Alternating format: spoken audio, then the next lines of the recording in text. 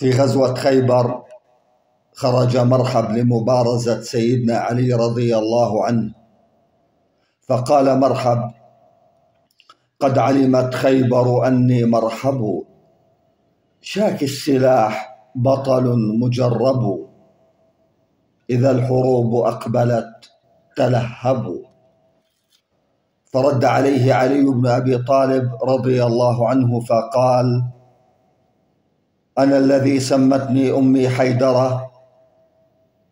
ضرغام آجام وليث قسورة، كليث غابات كريه المنظرة، على الأعادي مثل ريح صرصرة، أكيلكم بالسيف كيل السندرة، أضربكم ضربا يبين الفقرة، أضرب بالسيف رقاب الكفرة، ضرب غلام ماجد حزورة، أقتل منهم 7 أو 10، فكلهم أهل فسوق فجرة.